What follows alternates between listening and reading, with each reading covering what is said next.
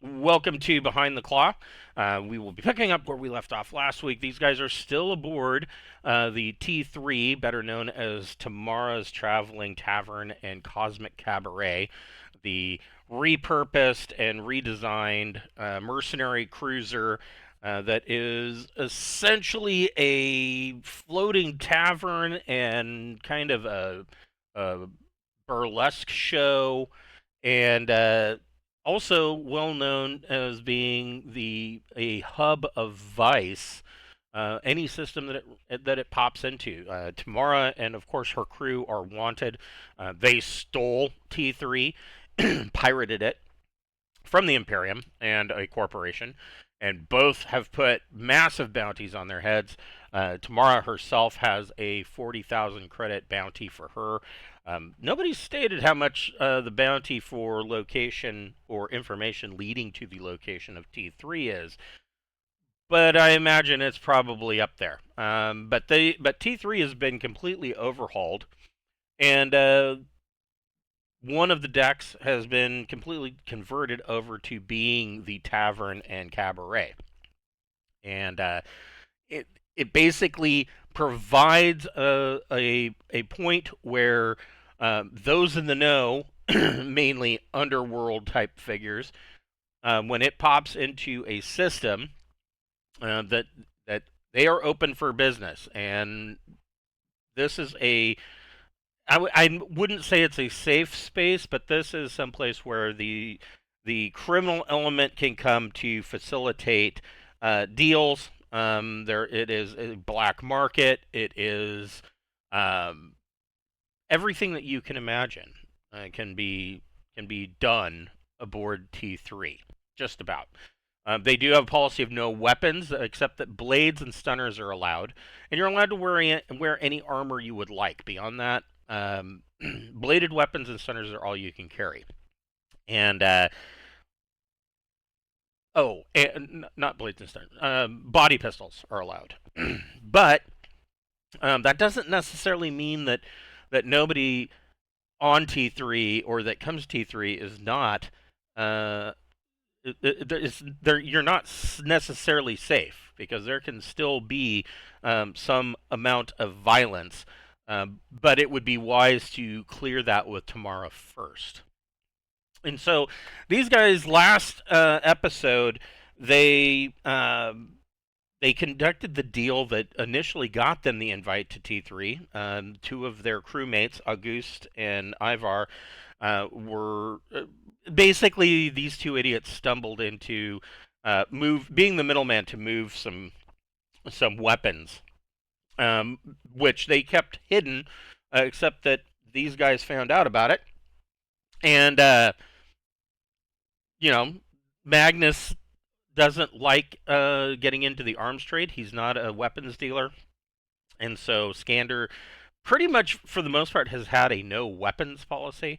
But these guys kept it under the radar. They promised not to tell on August or Ivar as long as they got a cut. And so they all ended up going over to T3, and in that situation, they ended up making the deal. T3 of the it wasn't T3 necessarily. It was second here. There we go. It was Sarge, Tamara's right hand, and he of course acted put out like this was not what they had ordered, and these guys screwed up, and blah blah blah. And essentially, it was to not pay out the full amount. They didn't care because they didn't spend any money on it anyways, and so they took the half amount and hung their heads as though in shame.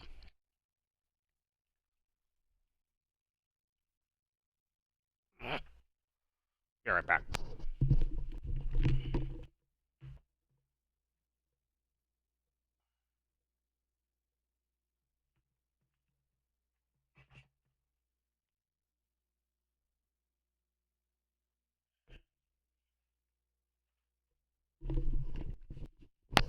That's what I get for not doing what I was supposed to do earlier.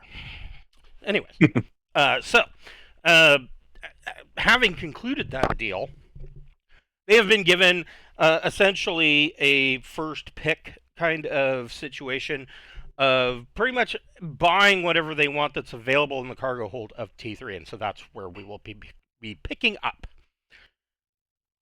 So back aboard T3, you follow Sarge.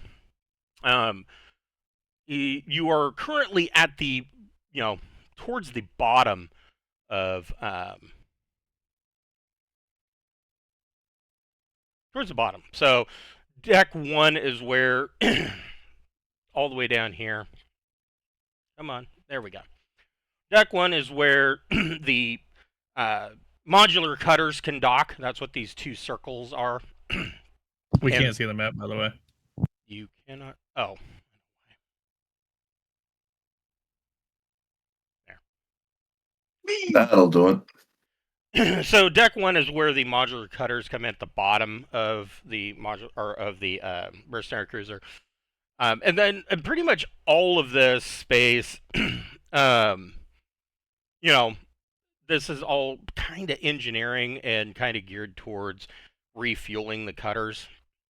And then you get up to deck 3, and this is where the mercenary cutters cargo hold is.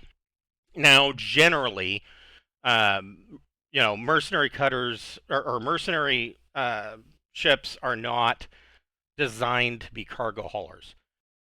They're designed to carry a small army. They are 800 tons. Let's see here.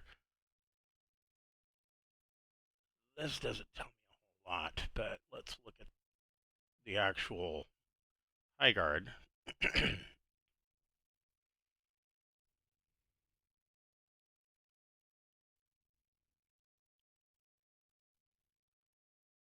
Mercenary cruiser.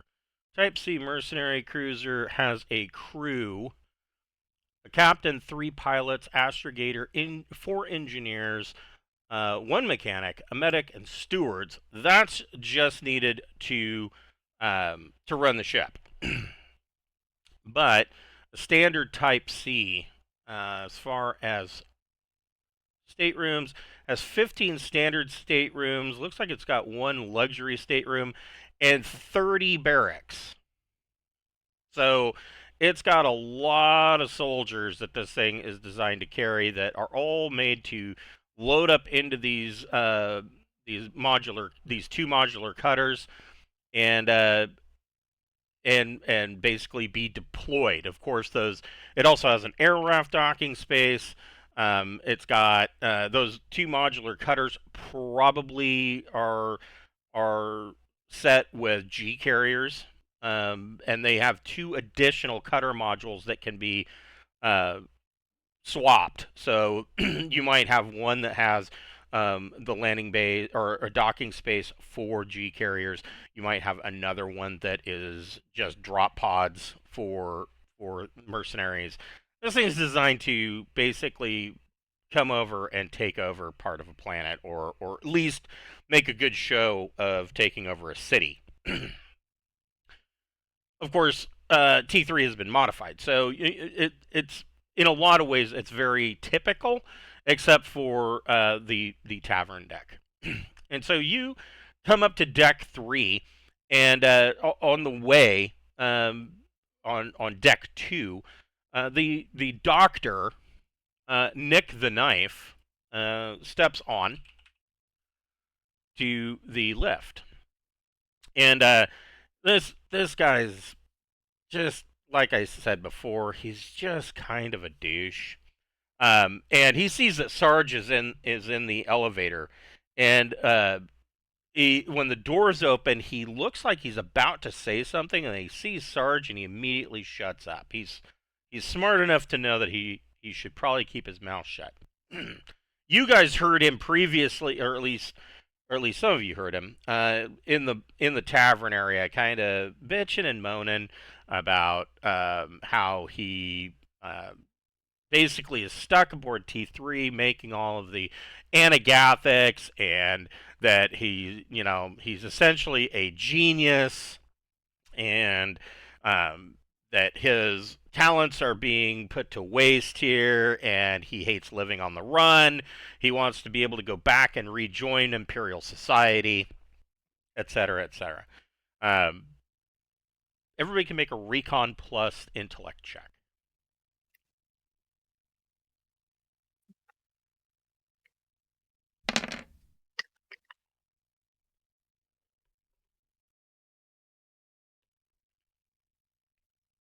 Okay, so you all notice, right away, that he's kind of standing there, um, leaning. He's leaning up against the inside wall of the lift, and he's kind of tapping his foot. He's fidgety. You can see that he's sweating. Obviously, he's on something, probably coming down from something. And just at about the time that you're thinking, oh, is there any point where this guy's not high? He pulls out a small vial and puts some powder on his finger and snorts it. And Sarge kind of looks over him and he says, Nick, you're gonna want to probably go a little bit easy on that. Tamara has been talking to me about your drug use. And Nick goes, yeah, but it's not like I have any business to do, and I've already made the product, so I should be able to do what I want. And finally, the lift comes to deck 3 and opens up, and Sarge kind of steps out of the lift and leads you. There's all these containers, and he immediately walks over and he says, I guess I will give you a bit of a. I'll give you the round robin tour and you can select what you would like to purchase. He says the first up that we've got, and he opens a standing locker, or two of them, rather. And the first locker that he opens isn't super exciting, but it is useful for anybody that doesn't have a decent one. This locker holds 6 improved tech level 10 improved vac suits with +8 protection. They require vac suit 0. But other than that, they are improved vac suits. They are they're not of course being tech level 10. They are self-sealing, but they're still going to impose, if you're wearing the helmet or gloves, they are still going to impose a negative to any dexterity or perception checks or recon checks that you may have to make. But aside from that, you're talking about like a -2 to those rolls. Aside from that, though, they do have +8 protection.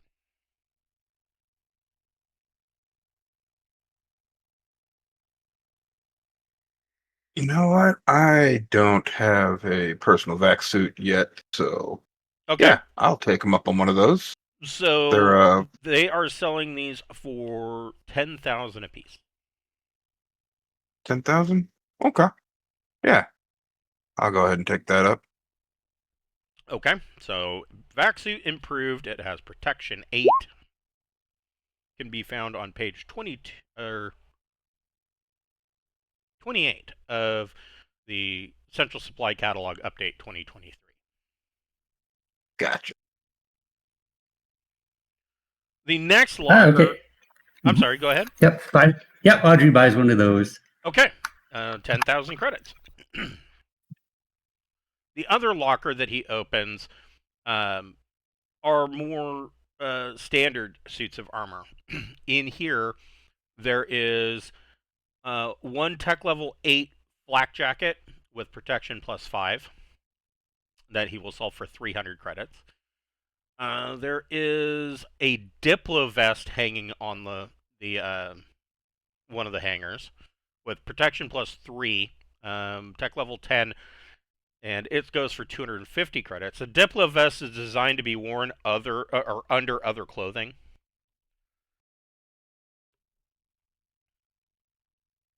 And the last piece of armor that's hanging in there is a tech level 10 polycarapace. +10 protection, selling for 10,000.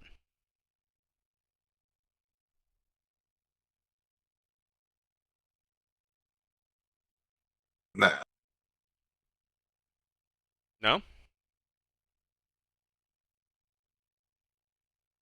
It doesn't sound like it. All right. Then he opens up a crate next to it, and this is all general modifications for any armor that you might be wearing or vac suits. It can be added to vac suits, but essentially these, other than battle dress, because battle dress has their own line of modifications that can be added. They're almost more like a vehicle. They have slots that can be filled with additional things, whereas these are modifications that can be added in most cases to any set of armor. I mean, probably not like archaic, plate mail or chain or something like that, but maybe in some cases. And you can find that on page 20 of Central Supply Catalog, Update 2023. If there is anything in the general modifications, you can ask, and it may be available to you. Things like the auto med kit are can be handy. However, I will tell you that with an auto med kit, essentially an auto med kit, it says that that it's applying first aid. No, it's not. It's detecting that your body has sustained some kind of damage. It can detect this through heart rate, blood pressure, things like that.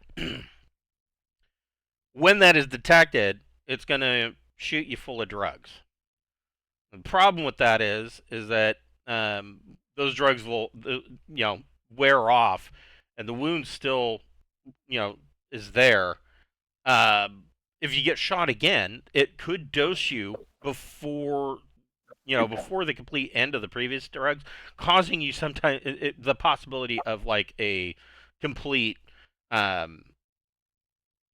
overdose. But at higher tech levels, it's a little bit more intelligent. So what tech level is this stuff? varies. The I mean, add-ons? there's a bunch of stuff in this particular crate. In like an HEV suit, is there a limit to how many modifications you can put on it? That's a good question. Let me see.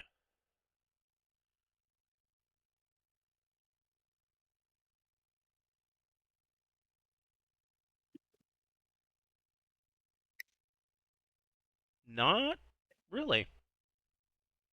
I mean, how much do you want? How much do you want to deck out your hostile environment suit? I'll take an auto protect kit, which automatically deploys your helmet, gloves, and boots. Yep. And is there an advanced computer weave? That's Tech 15. If not, there's Tech 13 or 11. Let's see.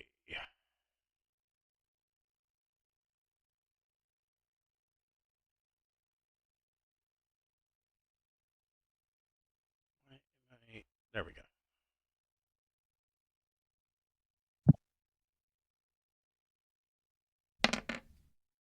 No, but there is the highest that it goes is tech level 13 enhanced computer weave.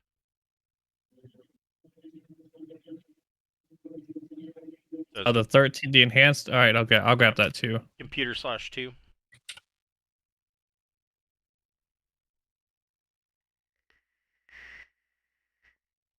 I'm gonna look for Now, some actually, magnetic grapples for the vac suit. Okay, give me just a second. We'll go around. Let me look at the HEV again. So which HEV do you have? I have the tech level 10 improved. So +9. Yeah.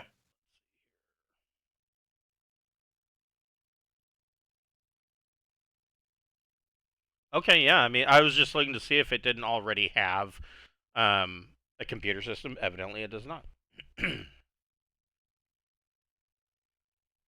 there anything else you'd like to get? Um,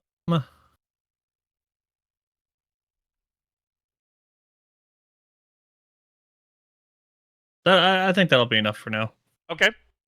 Kazymyr, what were you looking at? Anything in particular? Well, I mean, out of the stuff that's presented, nothing. No. Okay. How about Orion? Definitely want to get some magnetic grapples for the vac suit. Okay, so they have, let's see here.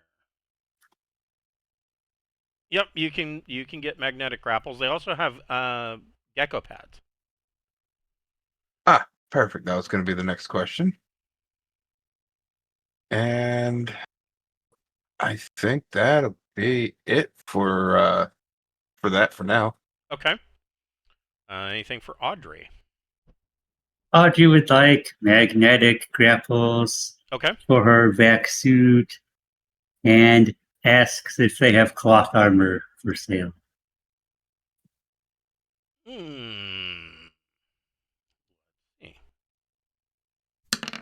They do have cloth armor. They have tech level 10 cloth armor. Now, here's the thing. They've got cloth armor. He opens up another crate because he didn't think that you guys would be interested in it. But they've got regular cloth armor, then they have cloth jackets, and they have cloth trench coats. Now, here's the thing about standard cloth armor.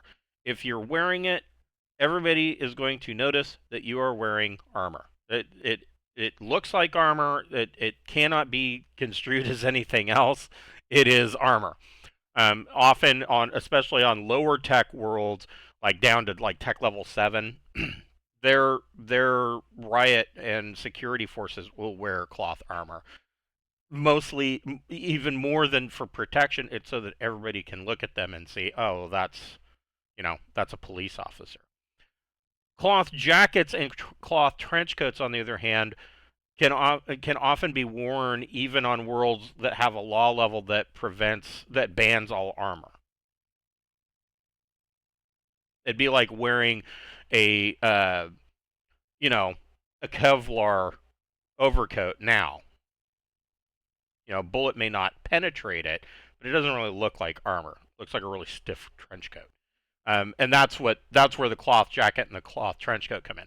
So a cloth jacket has +5 armor, just like tech level 7 cloth armor does.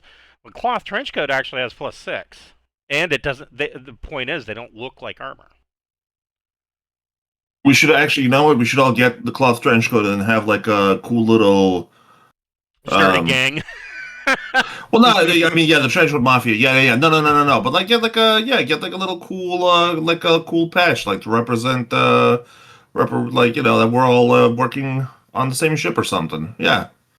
I'll go for a cloth trench coat. Why shouldn't I? Yeah, cloth trench coats are 500 credits. Yes, Sure. Audrey Okay. buys one of those. The cloth, it's tech level 10, and it looks like clothing. Yep. So the cloth trench coat is tech level 10, looks like clothing. It is protection protection +6. It's 500 credits. They also have typical tech level 10 standard cloth armor. That's protection +8, and it's 500 credits as well.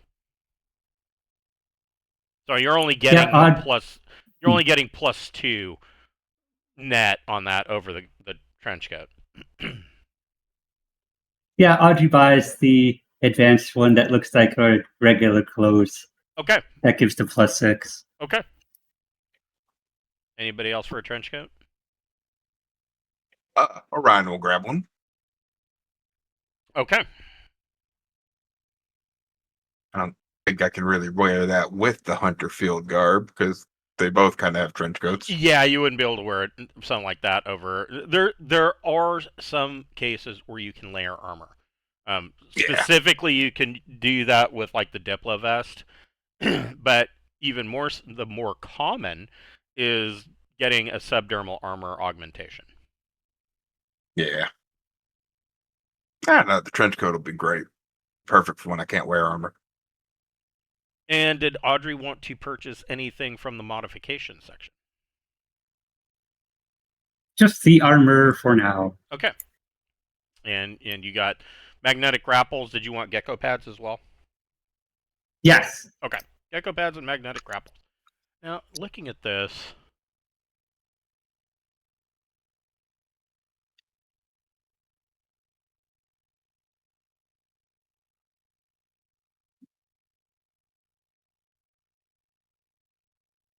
I mean, they both kind of do the same thing, except it looks like gecko pads will adhere to any surface.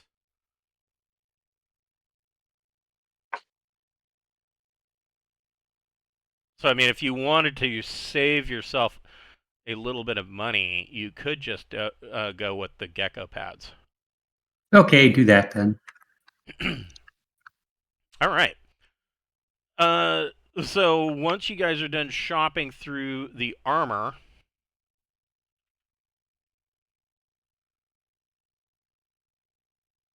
he then opens up a crate of electronics, and in here he's got a bunch of the first box that he opens up shows you that he's got these are brand new, all from Ling Standard products.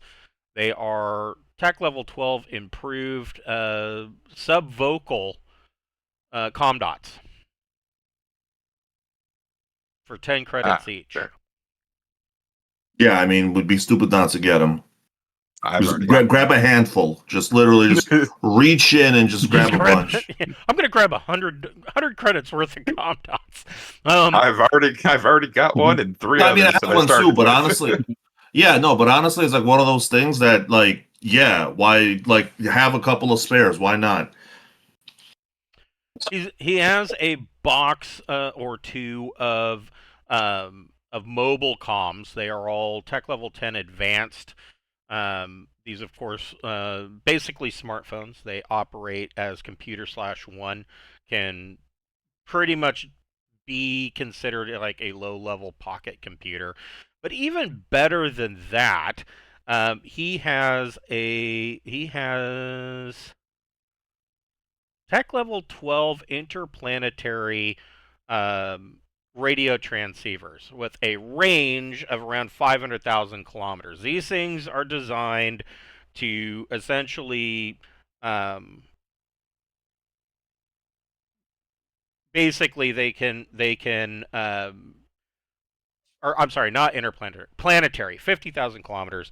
These are designed so that you can be on the surface of the planet and still reach not only a ship that is in orbit, but further away, out to a range of distance. And so, technically speaking, like you could use one of these and like contact a ship that is already left orbit and is doing a hard burn towards that jump limit, up to a range, because I mean 50,000 kilometers is quite a ways. And he's got these. He's selling these for 2,000 each. Now these, because they are tech level 12,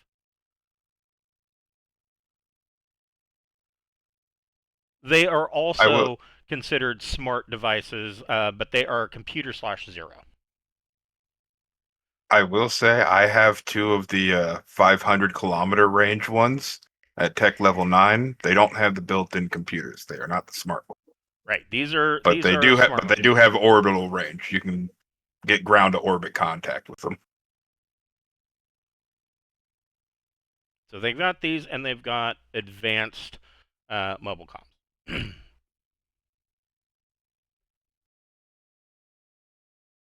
Mobile comms are 500 credits each. Transceivers are 2,000 each.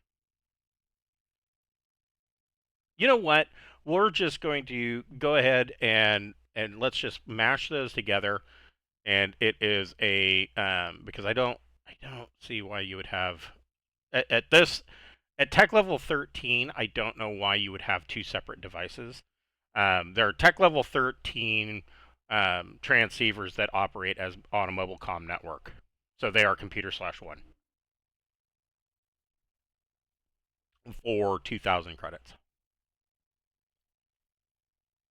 I think I'm good on my gear at the moment. At Okay. least as far as those go. So I've got my P head hooked up to what I've got right now too. Right, right.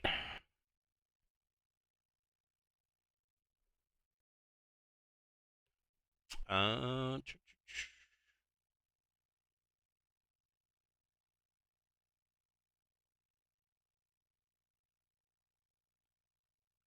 all right. So, Zerzy, is there anything in particular you're looking for your computer? Very, very high end items. Like it's gonna have to be like intelligence 2, security 3, decryptor 4. So you're looking for software. Yeah. Let's see. Because I already have intrusion 3, so like intrusion 4 maybe. No, no decryptor 4. You're looking for intrusion 3. Yes, they can set you up with intrusion 3 for Well, no, I already have 3. I'm looking for 4. Oh yeah, no. Well maybe. No, they do not have 4. Or if they just have a generally better portable computer, because mine's only a tech level 12, so if they have a 13 or a 14, I'd be very happy. Yes, they have a tech level 14 portable computer. 5,000 Cool. credits. Done, and I'll have to transfer everything over to it. Yes. And were you looking for any other software? Try to look here. I've got database 1. Do they have the universal translator? Oh, that'd be useful. Because I've only got the basic translator right now. They do not. They have tech level 10 translator 1, but not the universal. Let's see. I like how they have rules for open source software. It's harder to use, so the user has to have electronic computers 1 or higher to even use the software. Amen, brother. Yeah, no, that's accurate. That is accurate. Yes.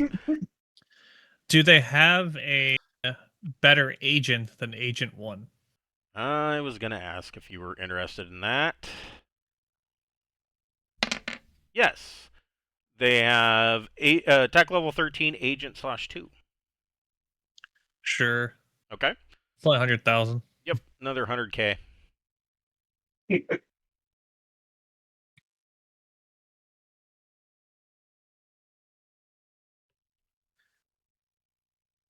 I think that is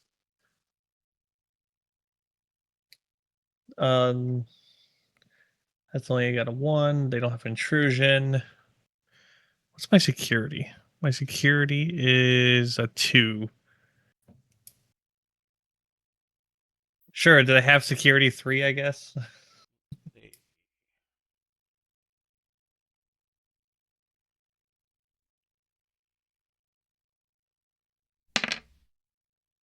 No, but they also have security too. Would they happen to have expert 2 or 3 for any of the skill packages? Because I have all the skill packages at expert 1, except for I think like there's like 1 or 2 that I don't have, but Yes, they have pretty much all of the skill packages on wafers. These are, of course, all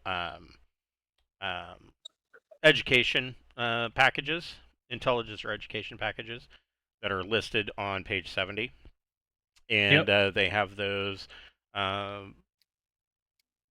basically take the price times 100. so they have the expert 3s. Yes. Don't want to make my computer even more overpowered with electronics.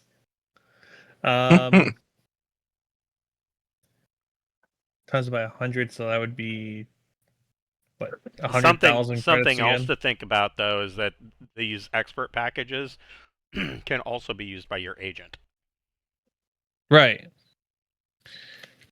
All right, yeah, I'll look through this list and spend some more money on a couple of Expert 3 packages. I'll have Okay. it all wrote down in my notes. You know, this is odd. They used to have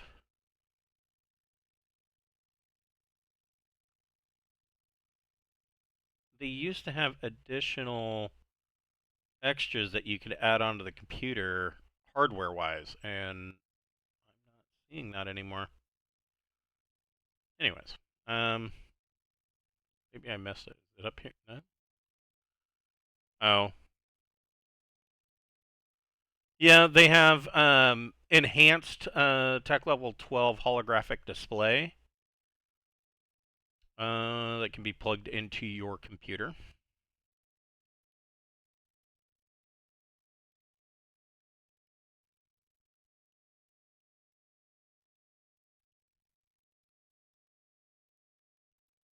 What page is that stuff on? Holographic display is on page 63. Oh, okay. Which one did they have? They have tech level 12 enhanced. Sure, I'm already spending hundreds of thousands of credits. Might as well spend another 1,000. There you go.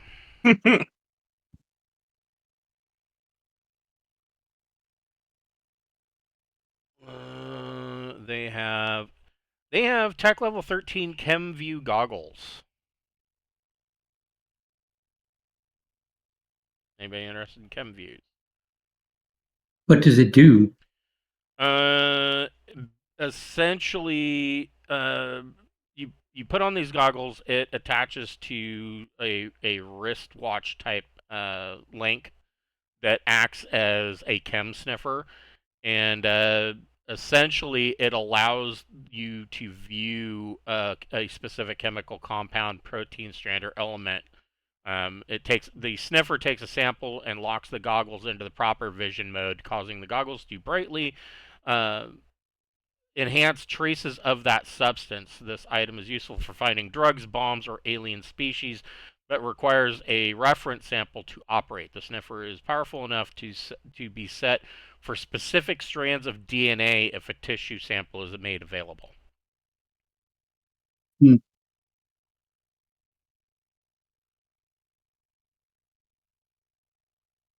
I'm good. Okay. Be wasted on my brain. They have tech level 12 along with the transceiver mobilecom device. They also have tech level 12 smartwatches that also act as computer/1.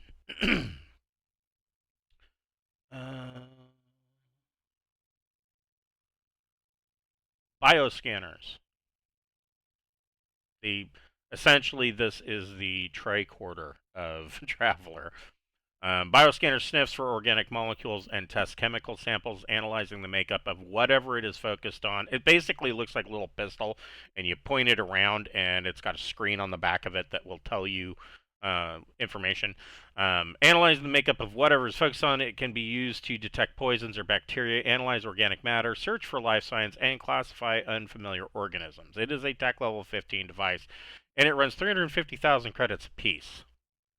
Oh. But like I said, these things are essentially like a small tricorder. They're even more useful, in my opinion, than the ChemView goggles, because they'll do the ChemView. They'll do the job of the Oh, yeah. ChemView goggles and more. Tell you just about anything you want to know about whatever you pointed at. Exactly. That is a little out of my price range, though.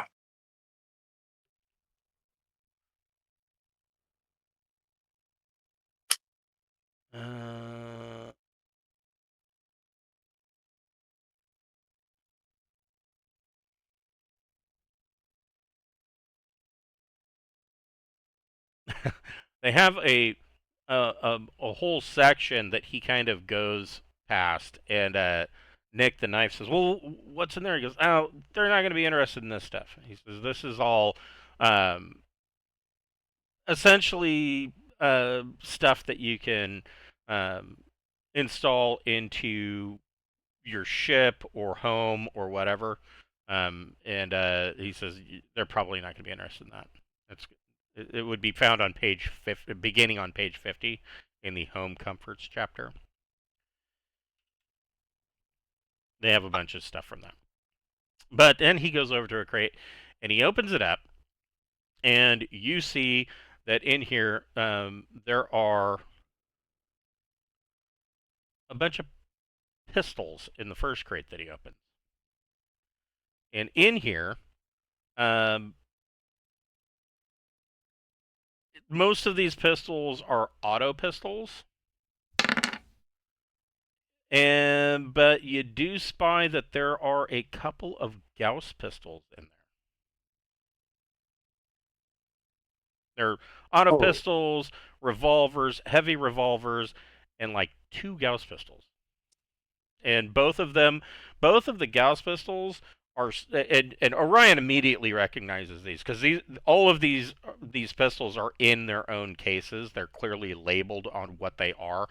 The Gauss pistols stick out because these are Third Imperium Marine issue pistols.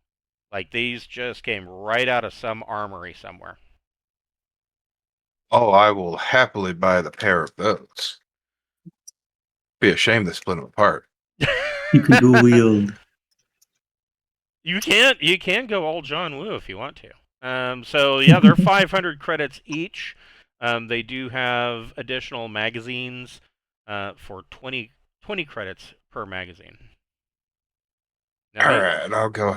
The thing about to remember about Gauss pistols is that even with just standard Gauss ammo, they have AP3, and they're full auto. They have the auto 2. Auto 2. Yeah, they're basically little. And they got 20-meter range. Yes. They are. And a 40-shot magazine. Yes, they are. That's crazy. 4mm mag rail Beretta 93Rs. They are the pistols something just needs to go away. Yes. Okay, Audrey buys a Gauss pistol. Okay. Well, if he's buying... I've got the pair of them. I'm not planning on dual wielding, so... Okay, there you go. You can definitely have the other one. All right, thanks. All right. Let's see. What else have they got in here?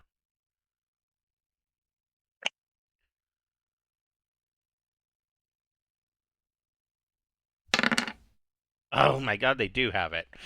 The other one is a large pistol that you've heard of, but you're not quite sure if this is what you think it is. And he opens it up, and Sarge explains to you that this particular pistol, they only have one of these. And he says that this particular pistol is similar to a Gauss pistol, but it is sometimes referred to as being a disc or shuriken thrower. And he says that's not really true. But this is a mag rail pistol. It tends to hit harder than a Gauss at short ranges, but it lacks the penetration that a Gauss pistol has.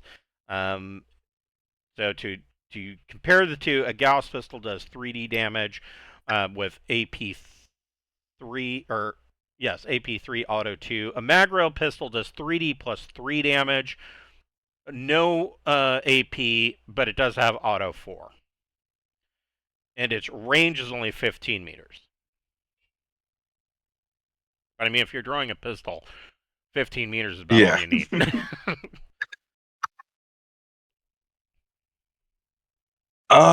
Yeah, I think Orion's definitely gonna go ahead. He doesn't know when he'll come into this much money again, so he's gonna go ahead and Buy that mag rail. Okay, 750 credits. All right. Now I need to stop going spending. And then he opens up another tall crate, and it is essentially a long arms locker. In here, the first locker that he opens up, you see that there are advanced combat rifles. Attack level 10, 3D damage, auto 3. They all come with scopes, 40 round mags. These are going for 1,000 credits each.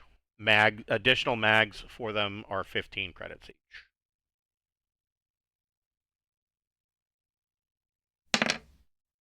I know I just said I needed to stop buying weapons, but But wait, he opens another locker. In this locker, there are 6 Gauss rifles, all Imperial Marine issue Gauss rifles. They must have fallen off a truck somewhere. do tend to do that quite often. Yep. Oh, ACR or the Gauss. I'm gonna have to go with the Gauss rifle. That just completes the set. Right. I mean, might as well get pearl hand grips made for him so that they all are nice and pretty. I'll have to find some crazy, strange, exotic alien creature with big tusks and go hunt them. Get some Yeah. custom grips for them. Yes. I mean, so we've run into this a couple times, especially with the Deep Night Revelation campaign. The big game hunting rifle only doing 3D plus 3 damage is really disappointing. I mean, Yeah. this is supposed to be like an elephant gun, and 3D plus 3 damage just doesn't really seem like a whole lot. It's got no AP, and like almost every alien creature they ran into had some kind of armor. Like a lot of like armadillo and lizard type plated big alien fauna out there, and I can tell you the big game rifle was severely lacking. Yeah. Now, Yeah, Gauss sniper rifle with a heap round, on the other hand, seemed to do fairly well.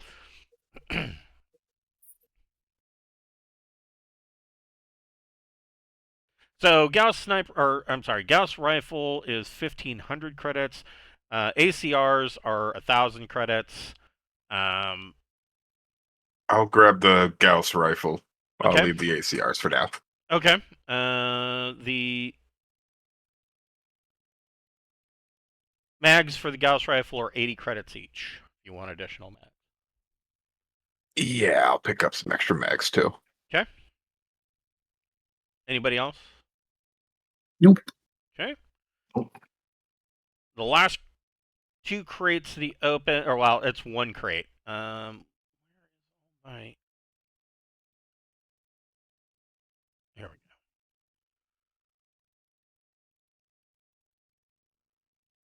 Maybe there we go. The first end of it, half of this crate are laser carbines. They are tech level 9, 2,500 credits each. Power packs are 1,000 credits, and they have the 0G trait. 4D damage. And they also have laser pistols, tech level 9, 3D damage, for 2,000 credits. Again, power packs are 1,000 credits each. Pretty much interchangeable between the two, the power packs. For anybody that wants energy type weapons. I'll pick up a couple of. I have a laser carbine. I'm going to pick up a couple of power packs, but that's the last thing I can get. I'll get like 2. Okay, excellent. I'm kind of crap with energy weapons. I'm better with them, so that's why.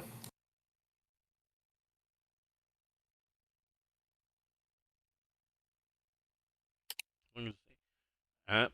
They I actually pre-rolled this earlier because there was a wand. The last thing that he opens up is and he pulls it out. He opens up the case. It's just a case that's maybe, about 3 feet long, 2 feet wide. Opens it up. It's filled with ballistic, like it's got cut ballistic foam, and in the indentation of this ballistic foam is a dagger. Oh, what's this? And Uh-oh. the case is marked special. Well, Zerzi immediately can read it. Nobody else. I doubt anybody else can read Zidant. It is Jadani Consulate Special Operations. Oh, could I be so lucky? Yes, I would like it. This is a tech level 16 side dagger. Dagger, not blade. Okay, still, I'm gonna get it. So Nope. Very I nice. believe they work very similar.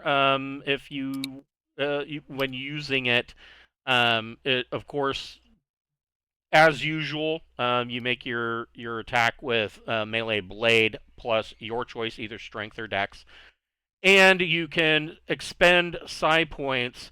And upon a successful attack, you can expend psi points to increase the damage further. Each psi point gives an additional +1 to damage. Ooh, nice. Yeah, it's pretty good. I was looking for the side blade because it has like some insane AP, but yeah, like I'm not gonna complain. Yeah, the dagger doesn't look like it has the AP. It's just additional damage. I mean, if you spend enough psi points, it's probably going to get through the armor anyways. Oh yeah. No question about it. I'm certainly not complaining. It's real good. It's real good. Yeah.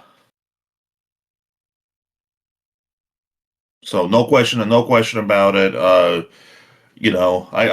try to look casual, but like there's definitely a bit of like holy shit, this is great. I scrolled down. Monofilament garrote. Like, okay, so when you want the guy's head to absolutely come off, that's what Well, sometimes it's a thing, but it just seems like a messy way of going about it. Some contracts have specific details. Right. Yes. That's true. That's true. So, as you guys are kind of finishing up your shopping trip here, this door opens. And what do you see?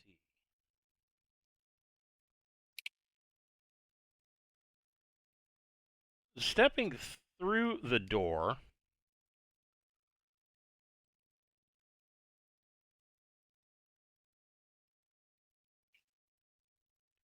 you see the three individuals that you saw, that Orion and Kaz, you may have noticed them earlier.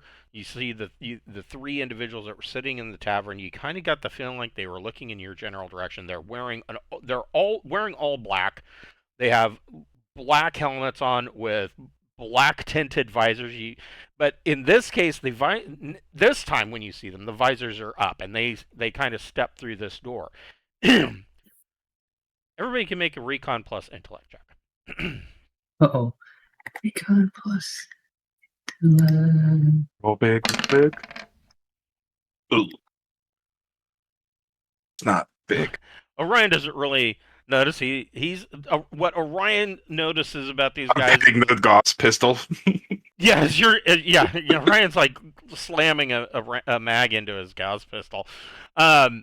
These guys have already drawn blades, and these things, Uh-oh. like typical blade.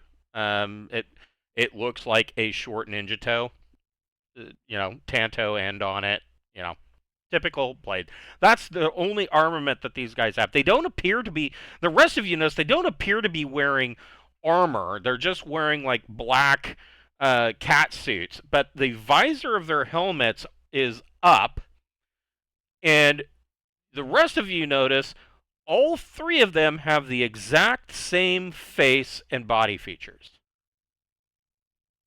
They are all either they're triplets, or Bones. or close. Bones.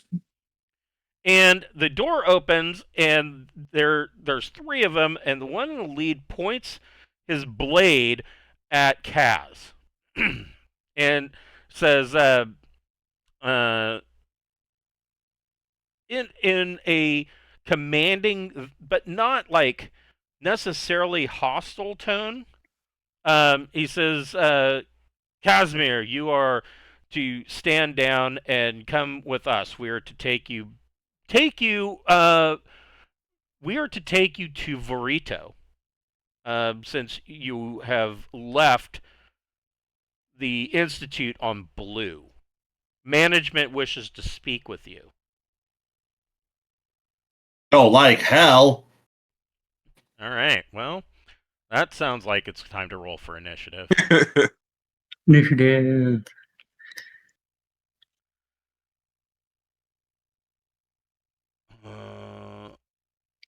Oh, wait, that's right. It's under the combat tab. I think. Yes, there it is. Let you guys roll for initiative. 2D plus either dex or intellect.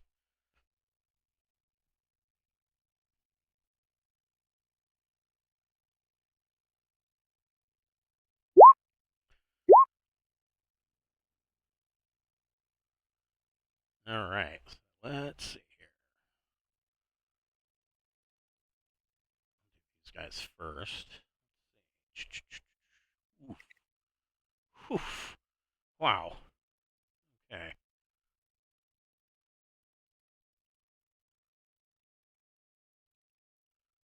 You guys didn't even get to fully finish your shopping trip. He's got some How more. rude. He's got. I know, right?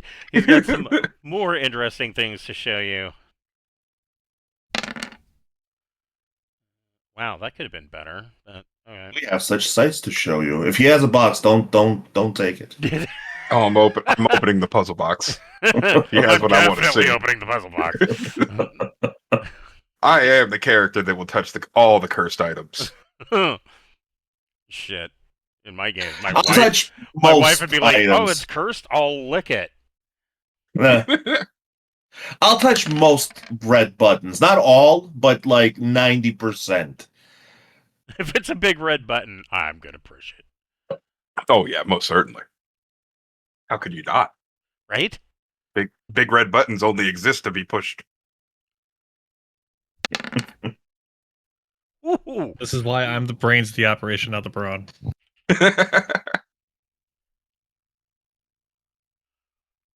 So, wow. Okay. So this guy ain't got shit. That's too bad because he got an 11. Ooh.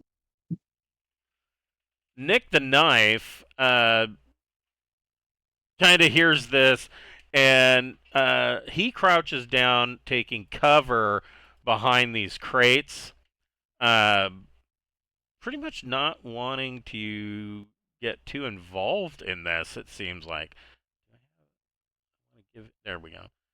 Give him a little icon to show that a shield icon to show that he's kind of got cover behind these crates. Hopefully those crates aren't full of grenades.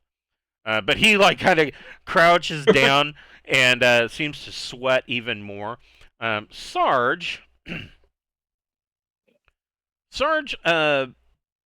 reaches and rests his hand on the butt of his laser pistol, and he doesn't even bother with the stunner. He's just got his hand sitting on the grip of his laser pistol. He hasn't drawn it yet, and he says, "Gentlemen, why don't we go back to the tavern, and we can have a discussion about this with Tamara? Because to my information, there was no discussion to be had about any kind of extradition or extraction of anyone." The elite agents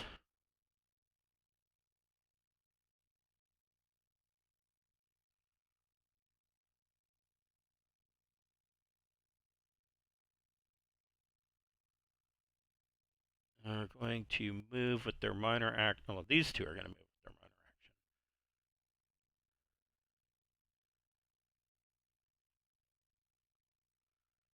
Uh, he steps through the door and he's practically right on Kazymyr, so he doesn't really have to move much.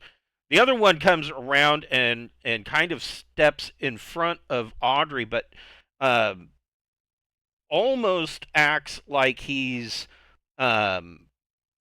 just ignoring that Audrey exists, and these two are focused on Kazymyr. They don't make an attack, but the lead immediately says again. He says, "If you come with us now, you don't have to. You don't have to worry about any of your friends possibly having an accident." To tell you what these guys look like, this is them.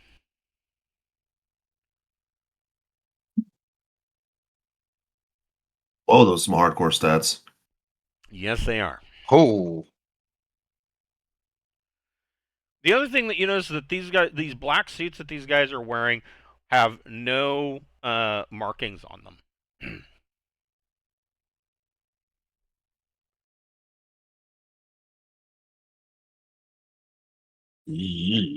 Okay, all right. Well, fair enough.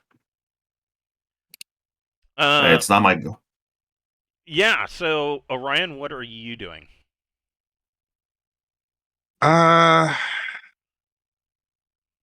shoot. They haven't made any attacks yet. So I think And Orion. the whole time they've been talking in firm, but almost. I wouldn't necessarily say pleasant tones of conversation, but they don't sound overly hostile, other than the fact that they have a blade in their hand. Okay. I think I'm gonna go ahead and. Well, they've got a blade drawn, so minor action. I'm going to reach under my cloak and just draw out my cutlass Okay. and hold it at the ready and kind of look over towards Kazymyr and. What are we doing here? I don't know if there's is there a way to like hold my major action if they attack someone? Yeah, I would allow it. Yeah, if you could. So drawing your cutlass was a minor action. Well, yeah, it would be a minor action because you were kind of doing it. You're holding it at the ready. You're not quick drawing, right? So Yeah, not quick drawing. You know, you could stay where you're at and wait a hold an action. I mean, theoretically speaking, you could draw your cutlass with one hand and still have that Gauss pistol in the other. Yeah, but we're on a ship. I don't want to risk slug weapons on a ship. Well, I mean, you're in the middle of a big sphere. I mean, you're not even near the outer the outer edge. I mean, sure, there's fuel up here, I was about to down say, here, but isn't that fuel storage? Yeah, there's fuel storage, hydrogen, but I mean, you're in this room in the middle of a big sphere. The likelihood of penetrating, you'd have to go through this wall, and then you'd have to go through this wall in order to hit the fuel, or, it's unlikely in here that you're going to do that level of damage. I'm just saying, realistically. Of course, nobody wants holes in the bulkheads of a ship. That's problematic. But yeah, that would have already been kind of working the Gauss pistol. So I mean, cutlass is a one-handed thing, right? In a worst-case scenario, this isn't the worst spot that you could be in to open fire with a Gauss weapon. Yeah. Okay. Yeah, I'll keep the Gauss pistol kind of not pointed at them, but clearly ready to be lifted. Okay. With the cutlass in the other hand. Audrey, so this guy steps kind of in front of you and just ignores your existence and turns. So their shoulder is kind of, in your face, and they are facing Kaz, what are you doing? Okay, Audrey draws her Gauss pistol and is going to hold so that if anyone attacks, she shoots one of the lead agents. Okay, all right. And then that's my turn. What are you doing, Kaz? All right, so Cass says, no designated mark. So Cass says, Agent, you caught me in the middle of something. I am a tad busy right now, but once I am done, why don't we take Sarge's offer, and then proceed to the tavern to have a gentlemanly discussion about any future employment prospects that you or the agency that you represent wish to extend to myself or other members of my crew. They respond. And the leader says that how's he gonna put this? He says no discussion needs to be had. He says we do not need permission to take back corporate property. You will be coming with us. I say it's a matter of fact of my okay. Well, like I said, I'm doing some shopping, and we can have this discussion after I am finished. Uh, As Sarge said, there's no extradition signed. As such, um, I'll have to ask you to just wait. I assume my assumption is that whatever that you may need me for is not super time sensitive. So, you can wait a little.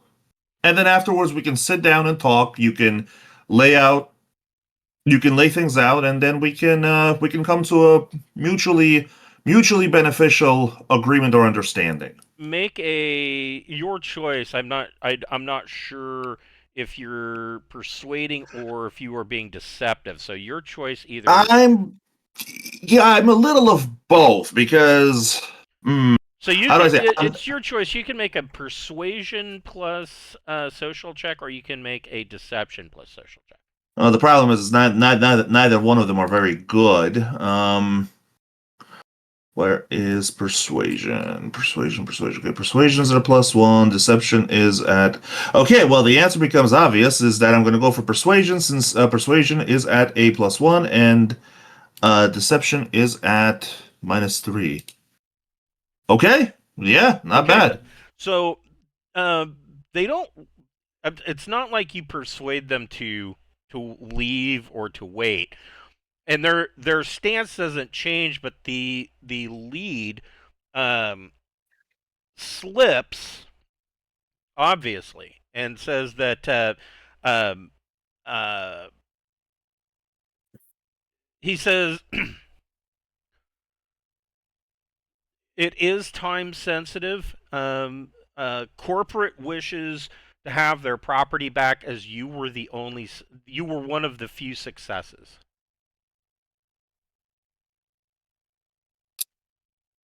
So, And he says if you opt to not return, our secondary objective is to simply return with a sample of biological matter. okay, guys, again, you really caught me in the middle of something. Depending on the type of biological matter, there might even be a chance you can just have it, depending on how much of it you need. Unless it's like unless it's my entire brain, in which case, no, you can't have that. In which case, but again, I strongly suggest that we all chill, we all put our weapons away. We respect the rules of Sarge and Tamara and T3, because it would be very rude of us not to.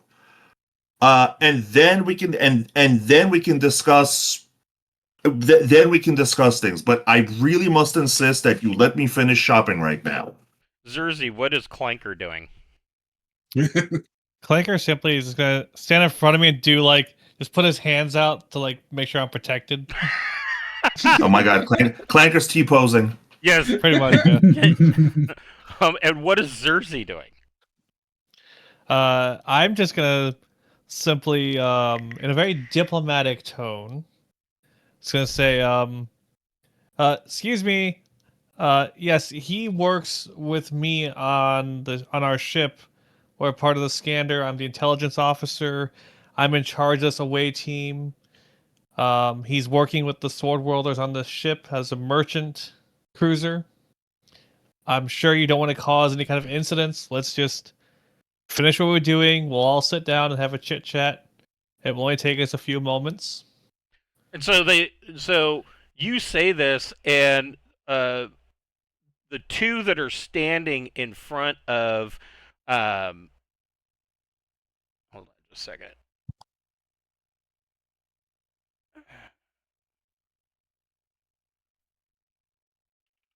There we go. The two that are standing in front of Kaz and Audrey, their eyes immediately turn and look at Zerzy.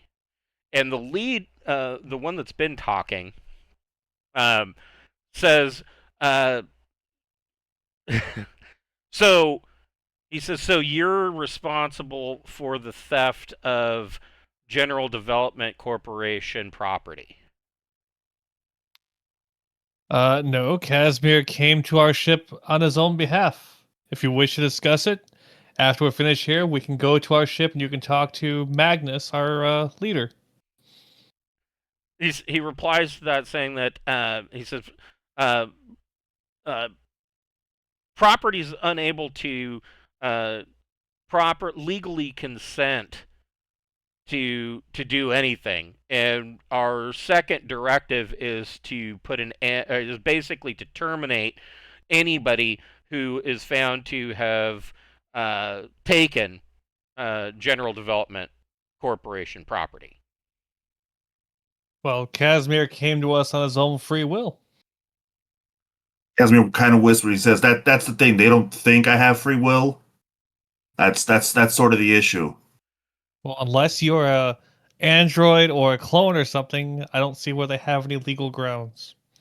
Nick the knife kind of crouches down and runs for the lift and shuts the door and takes off. The lift goes up. Yeah, I'm just talking very calmly, like I don't have any weapons drawn. I'm just standing there with my arms crossed, just kind of being diplomatic, just trying to say words can figure this out. Sarge.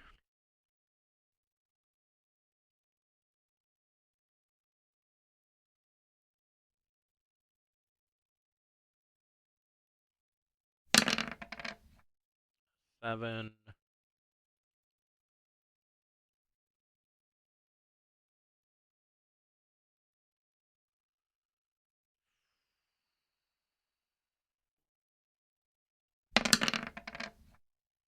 A 10. All right. So Sarge attempts to quick draw his pistol. He doesn't get out of the holster in time. And he's in melee. Uh-oh. Well, that's actually not bad for Sarge.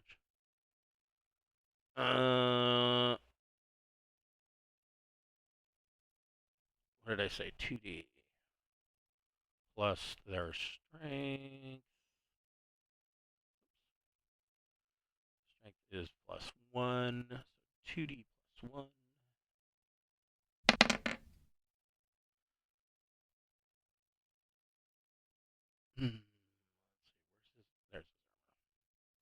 So he doesn't clear the holster before the agent in front of him kind of brings their blade down kind of in a and stops in a combat stance, and it slashes across the front of his hostile environment suit, but doesn't get through. The other two, well, the lead one is going to swing his sword on Kazymyr. And I think that would trigger a shot from me. Yes, it probably would. Make roll 2d plus your dex stat. Oh, yeah. For the Gauss pistol, Well, we're going to see Audrey's who gets also the holding shot a off shot. first. 2d plus 6 plus dex. That's No, you 6 do. plus dex, Yeah, 7. You can go ahead and make your shot with your Gauss pistol. All right. Well, we all need T-shirts for Orion shot first. So you've got the one in front of Audrey that you can actually is like right there for you, and I'm going to give you an additional +1 for close range. That would be a 10. Yes. I'm staying on single fire. And so we're going to add another +1 to that damage for 11. And that is AP3. Let me take a look at these guys again. Okay, so it ignores 3 points of their armor. So their flak jacket is useless, but their subdermal armor.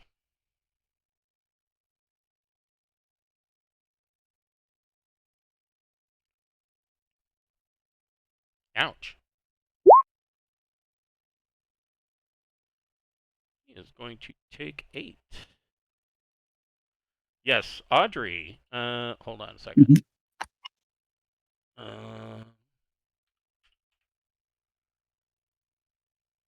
Audrey, roll. Go ahead and roll 2d plus your dex.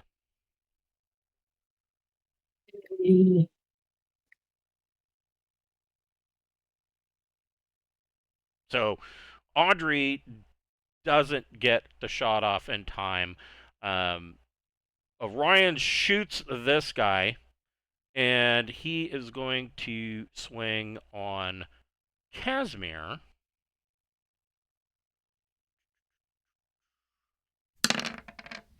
Actually, that should be...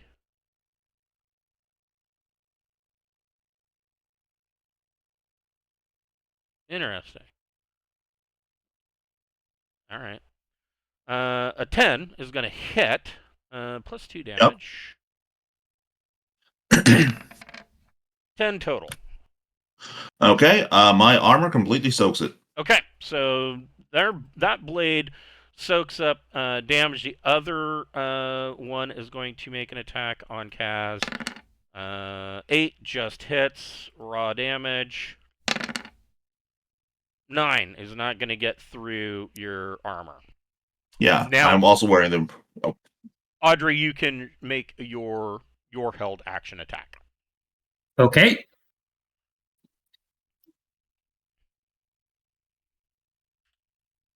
Oh, That something's wrong. No, that can't be yeah. right. Oops. If you put it on the combat entry, make sure for the damage you put 3d6, not 3d. Yeah, I did. Oh. Huh. 2d6 plus... It's doing a double it's- positive on the It's attack. 2d6 plus DM. It should be plus -2 skill plus 1 mod. Yeah, no. It should be just 2d plus gun combat slug plus dex modifier. Roll a 10 plus 1 minus 2 plus 1, so that's a Could've 10. been a 9. 9? Let's see. Oh wait, yeah, they have Oh. a +1 there. There it is.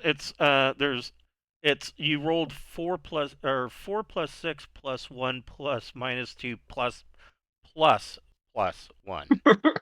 Yeah, it doesn't like double operators. Oh, Yeah. hold on. Let me try again. Well, we'll take the original That looks like it. because Yeah. it still works. Oh, You okay. got 10, 11, 9. Yeah, you got a total of 10. So Oh, all right. your damage. I gotta look at this pistol again. Like pistols chart. Yes, pistol. Right in the middle. 3D plus 2. And the question is, are you shooting single shot, burst, or full auto? Single. Okay. So 3D plus 2 damage.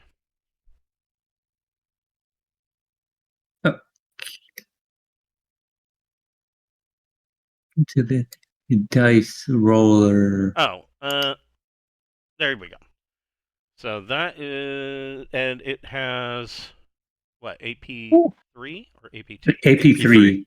All right, so it's going to ignore the flak jacket.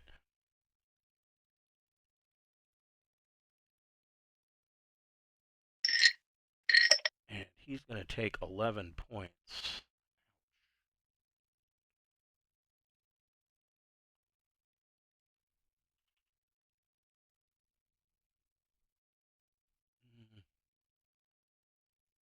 Off strength.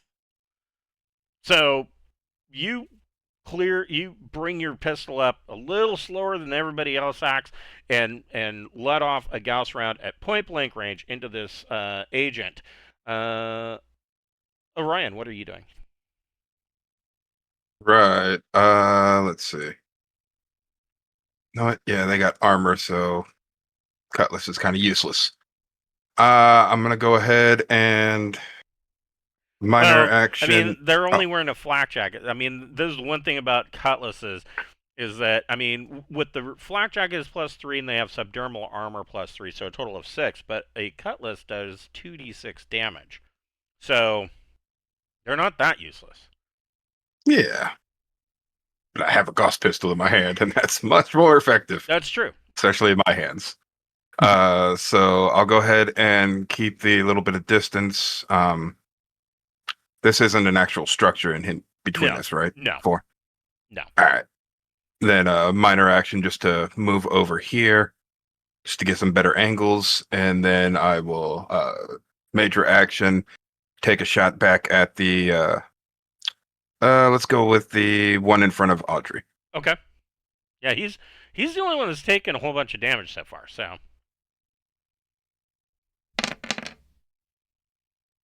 that is a hit for 15. Hit with an effect of 1, 16 damage total. 16. Yikes. Means he's going to take 13. Ouch.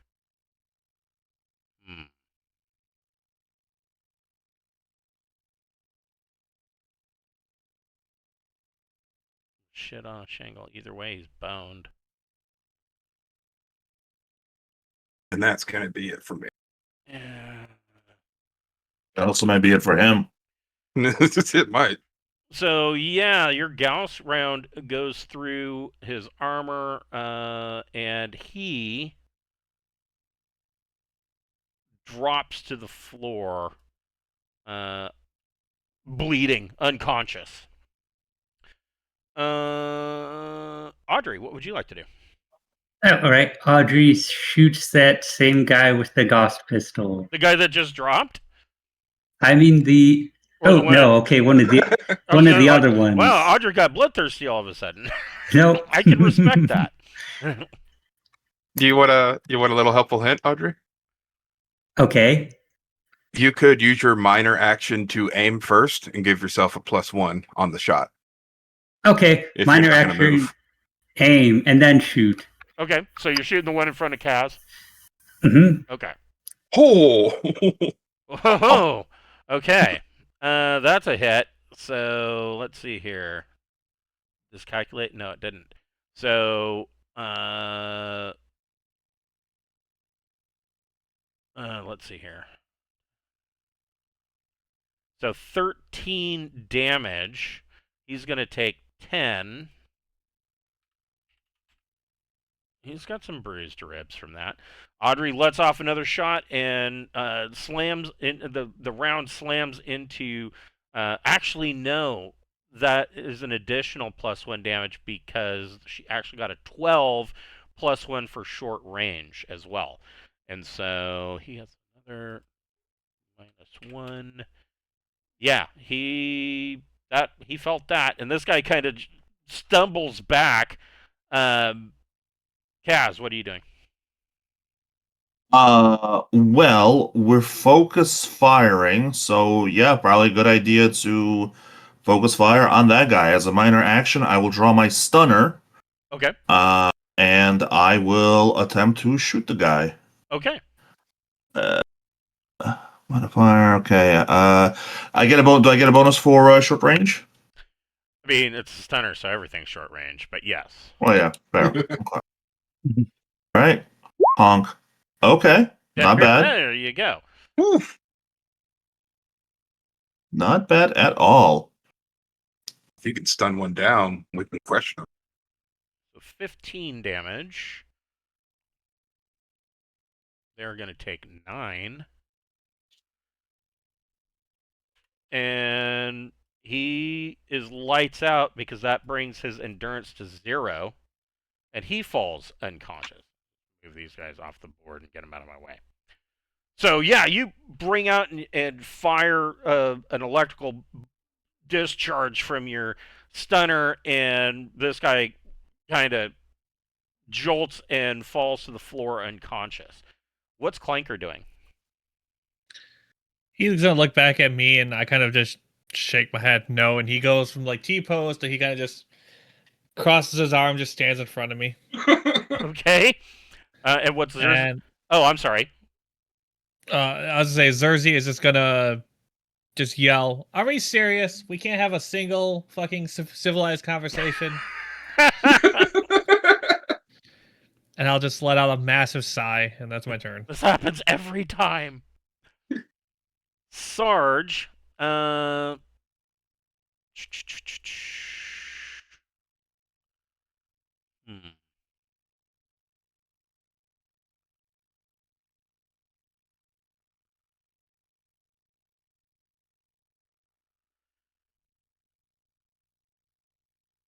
So this is going to be odd.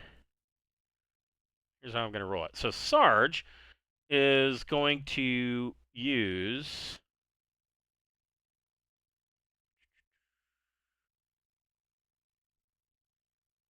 I gotta look at this. It's a little bit weird. See here. Dodging.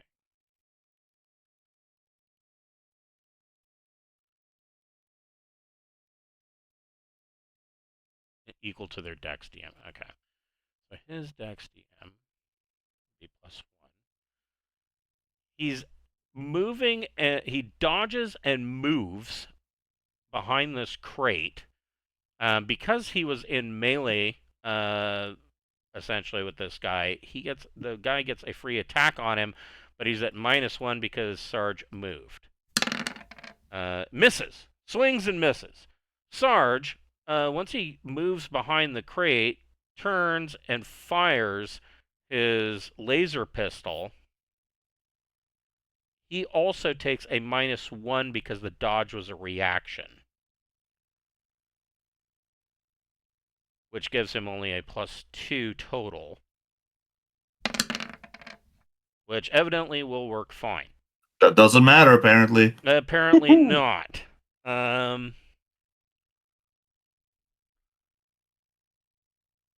3d +6 damage.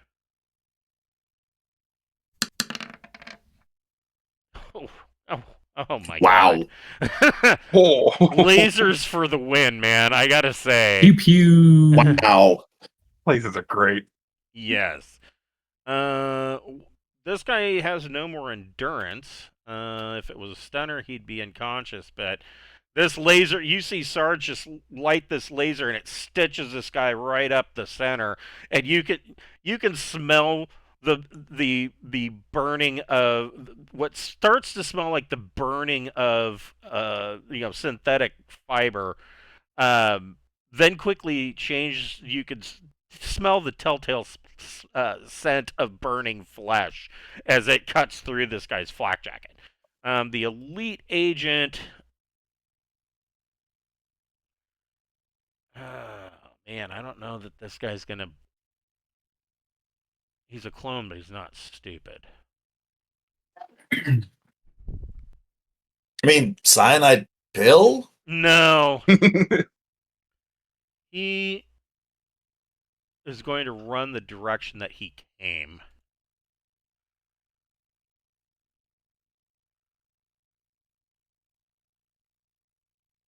Interestingly,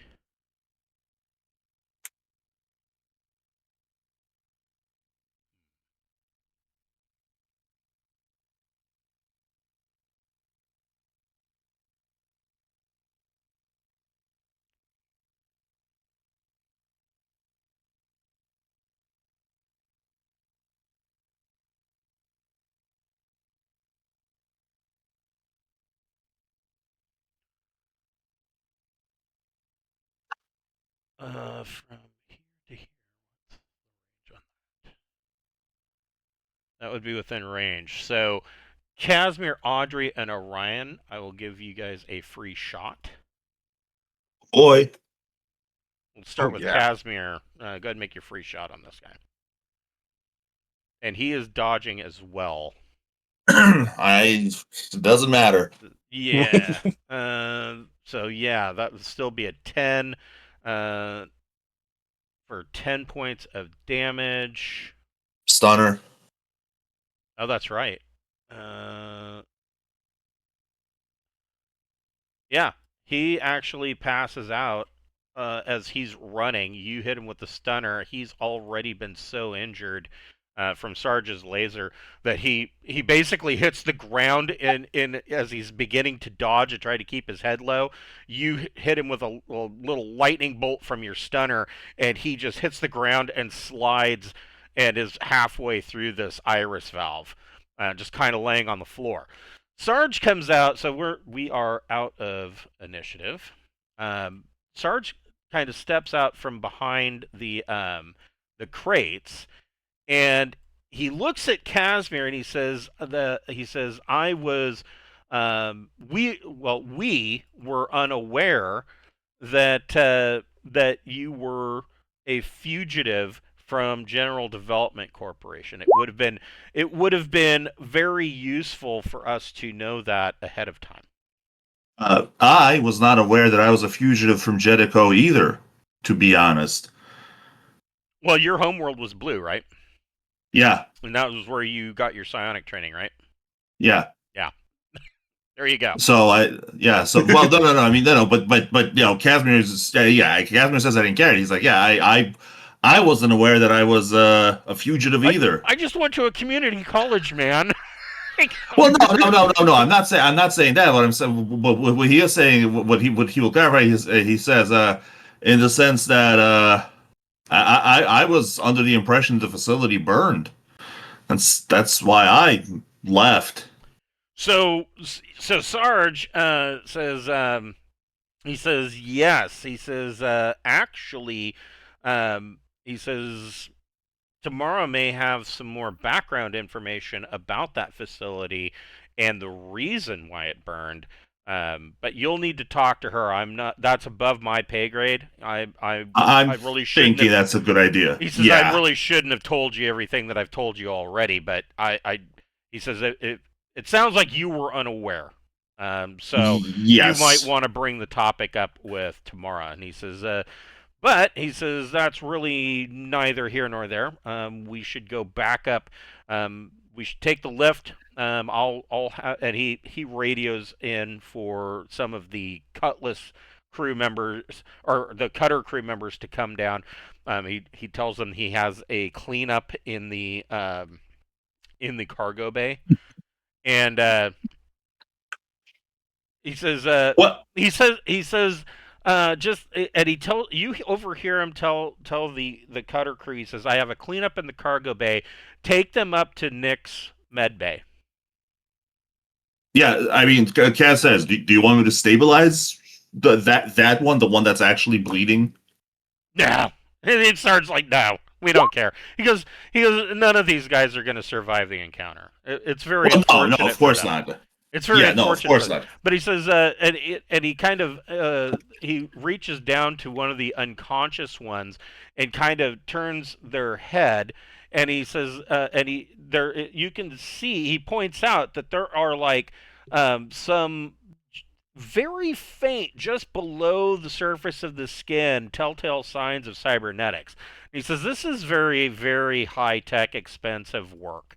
And he says that he goes, I would say that these are probably really high end cybernetics. Looks like this one's got neural comm. That's what those wires are. It goes to a throat mic. He says he kind of he grabs the guy's eyelids and pries his eyes up, and he goes, "Those aren't real eyeballs." He goes, and obviously, he goes, they're not just going to walk um, in flak, and he kind of pokes through the laser burn through the guy's flak jacket. Says they've all got subdermal armor. He goes, we're gonna have Nick harvest some parts.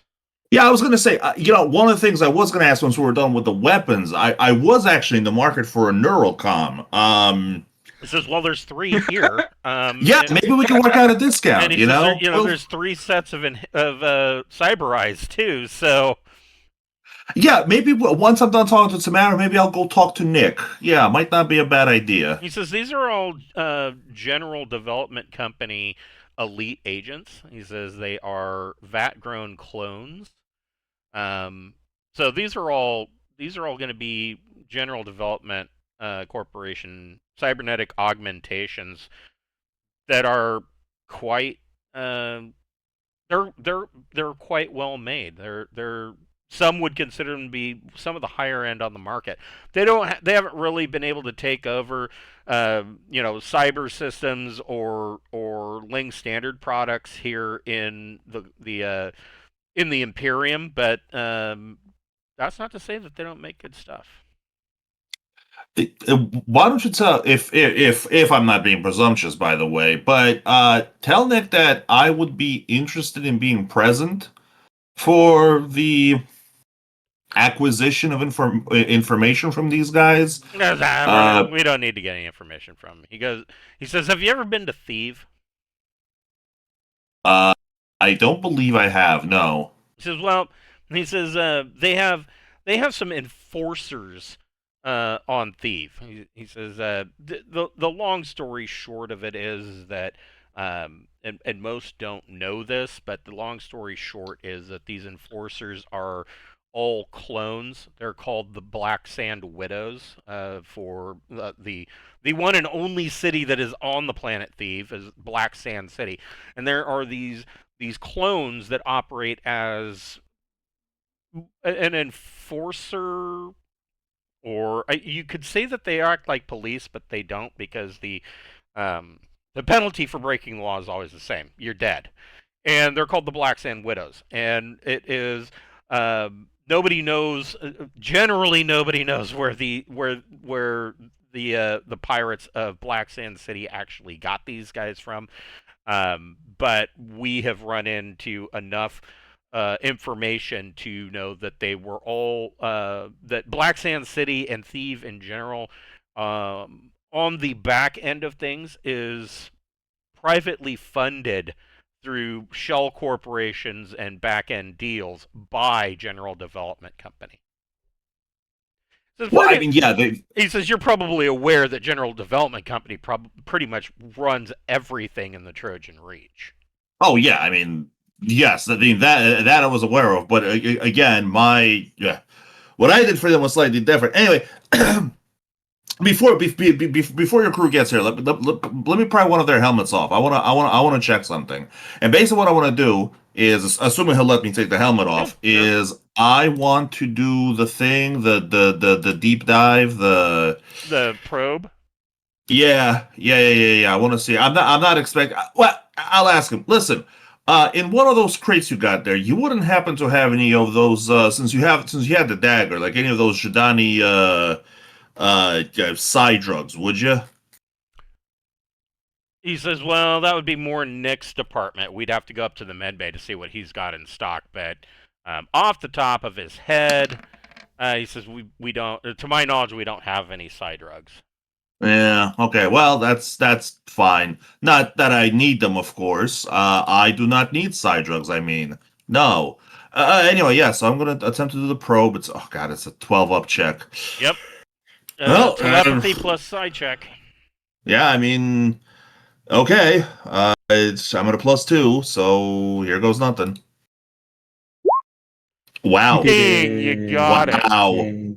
Wow. So- That's okay. So you, let's see, enable deep How much into the it mind of the costs? subject and to then read their innermost thoughts. Questioning can be used in the procedure to force subject to divulge specific information to telepath.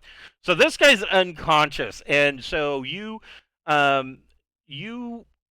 probe into his mind, and it's almost like you're in a dreamscape. Yeah. But make a recon plus intellect check. Okie doke. Recon. Whoop. Okay, not bad. So you get a sense of in this dreamscape, you get a sense of a void, and part of this dreamscape that you're in, his mind is reaching out, and part of his on a subconscious level, his mind is panicking because there is no contact with the other two individuals. The one that was bleeding out has died, and the other one is not responding. And the sense that you get is that these elite agents, these clones, are in constant contact like a hive mind through their neural comm. Uh-huh. They can I mean, this is a tech level 14 neural comm. They can basically use their enhanced vision eyes and transfer information to another agent. And they're in constant contact. And from what you gather, none of these clones would have a time where they didn't have this constant contact. In other words, these neural comms and enhanced vision and the subdermal armor is probably installed even before they step out of the cloning vat. Yeah. So they're basically born with it. Okay. Well, yeah. So Kazymyr, Kazymyr breaks the connection. And he says, "So, thank you for backing me or backing us up on this." You do get one other piece of information, and that information is that these clones are also, in addition to you, you were like kind of number 2 on their must find list. There is one above you. And the reason why you were number 2 on the list is that they count you as, or you are counted by corporate as being one of the few successes that they had that came out of the Institute on Blue. Mm-hmm. The prime one was another clone that they had been experimenting with, trying to make a clone that was actually psionically viable. And they had one success. However, a middle manager made a mistake. And you see a scene where this middle manager ends up trading this clone to a very ancient, not very ancient, about 2,000 years old android, and in exchange for safe passage to some unknown planet. Come to find out later, the agents have been told that she was marked for retrieval from said android, and because the psionics that they didn't think actually took were awakened. And so by the time they came back, they found that the android and most of the space station that this android was on was completely destroyed, shredded in orbit around this planet. There was no sign of her on the world, and she is now marked as top priority must find. So, quick question though, and this is Kazymyr sort of checking for himself. So, the primary target is designated as clone. Kazymyr is not designated as clone. He's just designated as corporate property, right? Correct. Okay, good. Phew. All right, that's good. I mean, she's All right. technically considered corporate property too. Well, yeah. But I'm like, asking for the internal ontology. So Kazymyr is corporate property, but as an individual, whereas what's her face is designated corporate property and clone. There's nothing in this guy's brain that suggests that you, Kazymyr, are a clone. Yeah, only that your psionic training was successful. Right. Okay. Fair enough. Yeah. So Kazymyr breaks contact, and he says, "Well, Sarge, thanks for helping us out. As a freebie, or actually, well, sorry, as thanks, I'll tell you this: if these guys come bother you again, disrupt their comms. They can't operate if they're not in constant chatter with one another." He says that's good to know. He says, interesting, good to know. He says, let's see, is Sarge smart enough? Maybe not. Yeah, I mean, I just asked about psionic drugs, and then went quiet for 4 minutes. That's true. And then just kind of look up at him and just gave him this information. He's not retarded. Yes. Yeah. Okay. So I give him a +2 for the wink and the nod towards the sonic drugs. He's smart enough. He says, all he says is, so that's why they want you. He says, you probably would do well to keep that to yourself in most places, but you have nothing to fear while you're aboard T3. I like this place. I like this place. So he says, and about this time the doors to the lift open up, and you see 4 of these black clad individuals come out with the red piping crew of the cutter, or cutter crew, and they come over and kind of grab these 3 agents and drag them into the to the lift, and Sarge tells him, he says, you don't have to be gentle with them. If they make it up there and they are already expired, that's fine.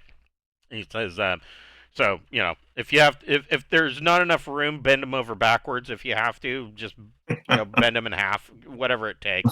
He says, we're only looking for specific parts. And so they take the lift up, and he tells you guys, he says, so he calls another lift, and he says, so shall we head up to Nick's med bay, and we can look and see what he has in the way of pharmaceuticals. He says, after that rousing event, I could use a bump myself. Yeah, sounds good to me. So he leads you up to. I gotta find it here. I don't know if it even shows.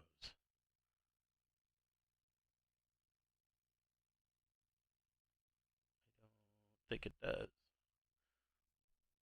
But I would imagine that it's probably up in this area.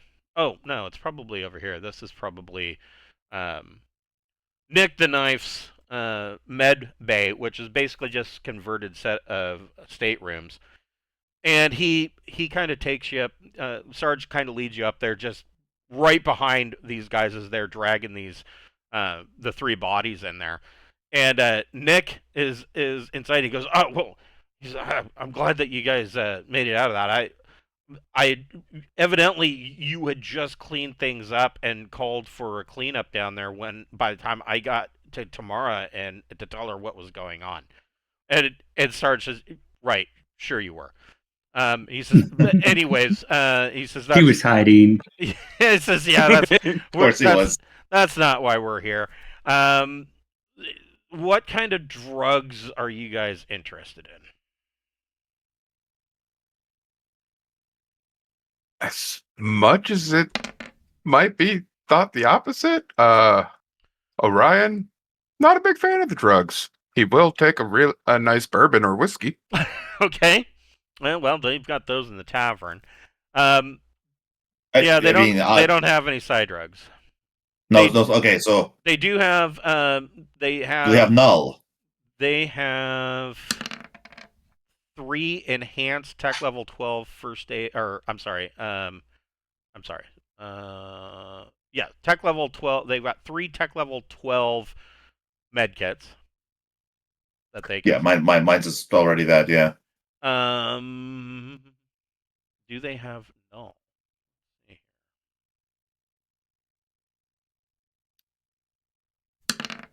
They do not.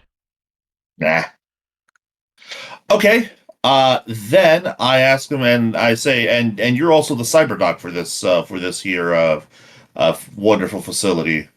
Yeah, and he says, well, yeah, he says, the other drug that they have is, should anybody want some. He said he kind of looks over at Sarge. He says, well, we, in additional, and he says, I've been cooking anagathics. If you want to stop the aging process, we're the people to talk to. It's I mean, 100,000 credits per dose.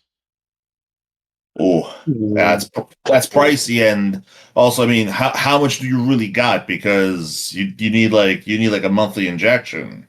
Well, I mean, he says, that's kind of Nick kind of stands up straight and says, I'm kind of the reason that T3 continues to operate. Everything else, all of our other operations might be questionable as far as the amount of income, but we can count on income directly from a steady supply of anagathics. And so he tells you that this stateroom here is actually his lab. He usually sleeps in the lab, and but the rest, other than a simple bunk in there, the rest of the chamber is filled with test tubes and chemical, a full laboratory setup for mixing anagathics. Now, like you said, you need to have a monthly injection. You never know where T3 is going to be next. So I say, yeah, you must have a lot of powerful patrons. Yeah, no, good shit. What about? Well, I mean, honestly, a bit too rich for my blood. I'm looking for cyber. So Sarge kind of speaks up and he says, technically we can't, we can't really lay claim to these 3 guys. They apparently belong to Kazymyr. And so those cybernetics, he goes, go ahead and extract. He tells Nick, go ahead and extract the cybernetics from these guys. Don't know how well the subdermal armor can be taken out. I mean, it's kind of one of those things that it's kind of partially biological. So once it's put in, that's kind of it. But the neural comm and the eyes are definitely, so you've got 3 sets of enhanced TL14 enhanced vision eyes. Let me get down here to head. What do cybernetics do? Let's see. Enhanced vision. Traveler can be implanted with cybernetic eyes, giving them the permanent functionality of binoculars and IR light intensifier goggles. At TL14, the Traveler can also see into and beyond the ultraviolet spectrum and emulate the effects of Apris binoculars found on page 76. Yeah, he can pop these out and clean them up and install. 3 of you can have enhanced eyes if you I mean, yeah, why not? Who else wants a pair? No thanks. Do you happen to have Neurojacks or Wafer Jacks? Let's see here. Those are TL13. He does not have neural jacks, but he does have wafer jacks. Are they the basic, improved, or advanced? They are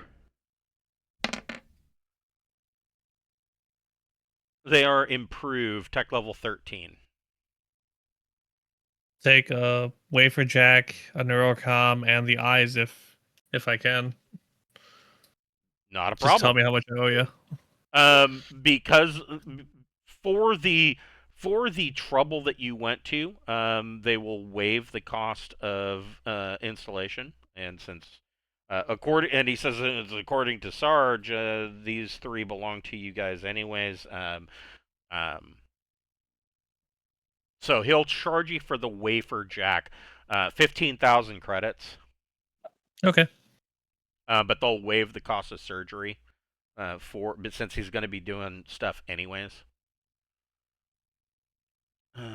Orion is a bit of a purist. That's why he likes slug guns, not energy guns. But yeah, no, he could see the use in the eyes.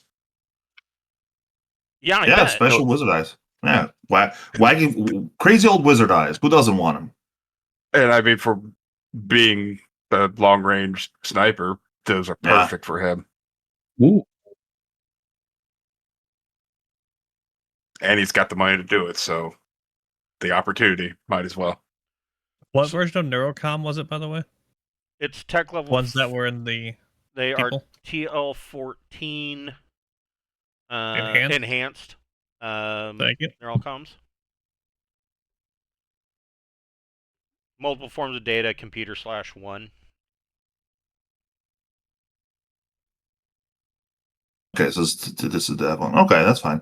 I asked the guys, like, look, I'm looking to get just a whole bunch of surgery. So I say, do you have an additional manipulator, the all temperature epidermal symbiote, the combat arm, advanced ideally, enhanced mobility, again, advanced ideally. I'll take one of those neural comms, and do you have a medicine skill augmentation? Let's see here. And here, I'll just post it into the Roll20 so that it's easier for you. Yes. Here you go. Let's see here. Improved additional manipulator.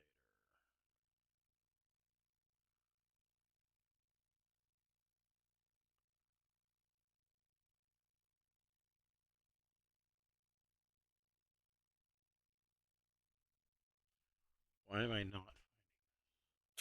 You want page? Give me a sec. It's bottom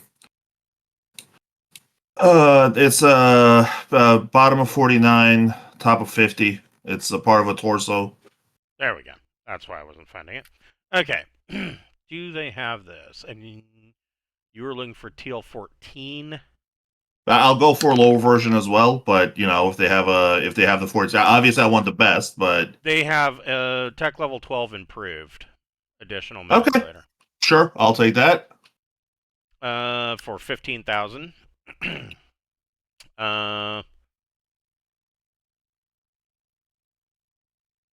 You want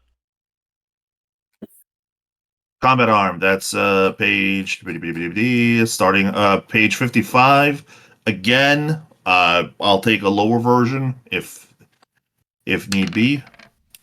They have improved tech level 11 Okay, I'll take it. for 50k. Yep.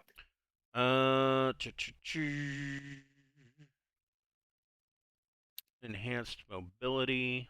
Yeah, that's the one that is really popular, or has been.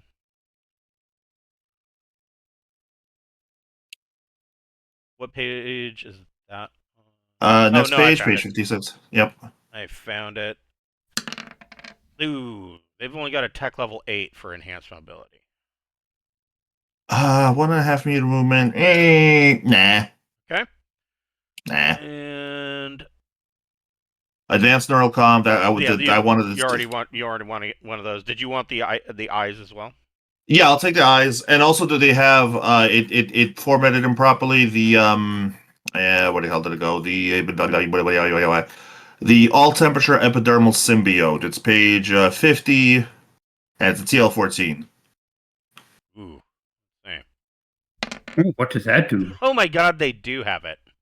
Wow, cool. It basically lets you survive. It's not anything too fancy. It allows you to ignore allows- temperature from negative 30 degrees to plus 50 degrees Celsius, and reduces your daily liquid requirements by 20%.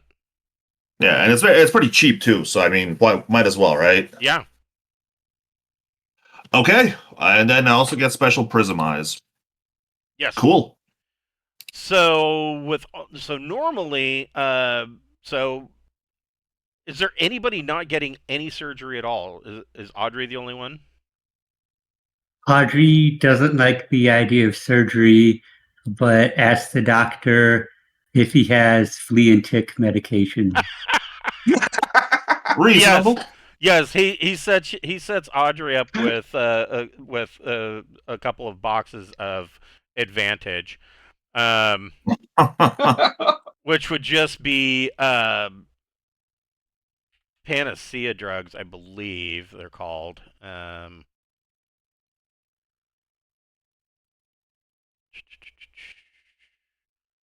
Wide spectrum medicinal drugs specifically designed not to interact harmfully. They're all tech level 8. Yeah, he sets you up with, there are 200 credits per dose. Audrey buys those. And then also, here do they have the EM probe with the densitometer? Ah, densitometer. Yes, they do. Mm-hmm. Yay! Yes, Get one of each of those.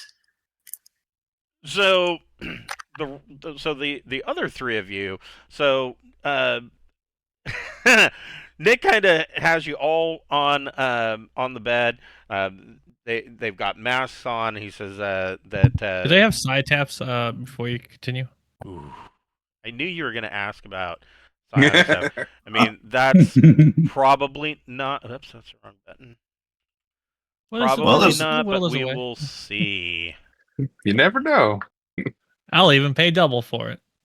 Oh. Well, that increases your possibility.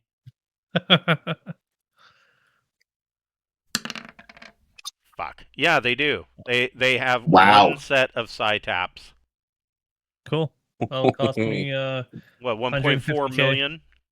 Or no, 70. Oh, it's 750,000. Oh, never mind. I don't have that much. Okay. That was like 75. Okay. So yeah, they do have one set of side taps actually. No, I've bought too much other fun stuff.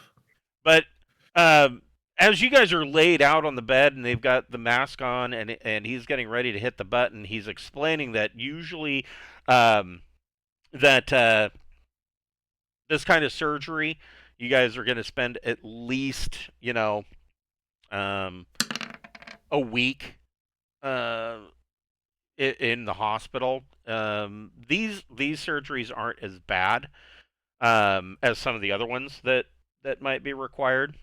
He says, however, that week is going to be cut way down because he uses slow drug, and so you might be down for a day. He'll bring you out tomorrow from the slow drug, and he'll give you kind of a once over checkup.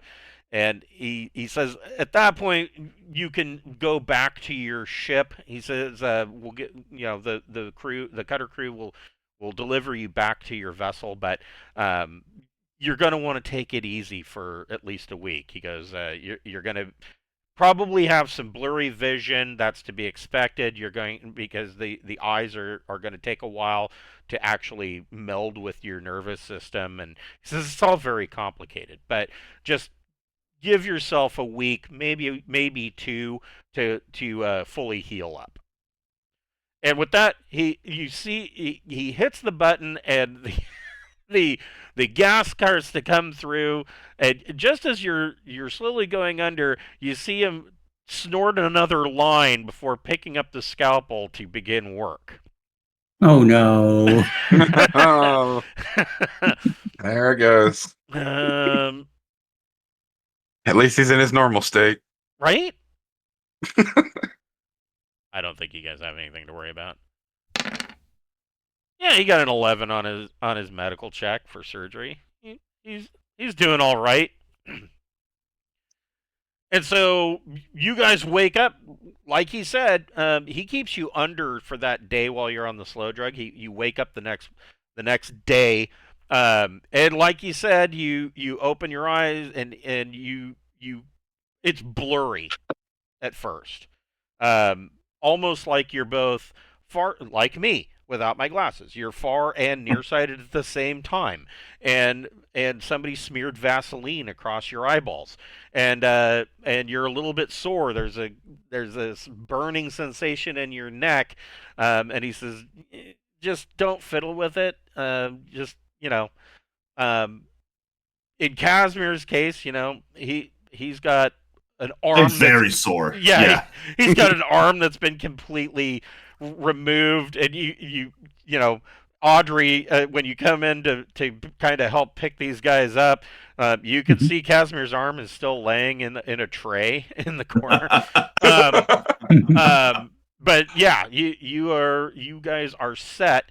We will break here with you guys getting back to Skander and leaving T3 on fairly good terms. We'll pick that up next week at 6 o'clock.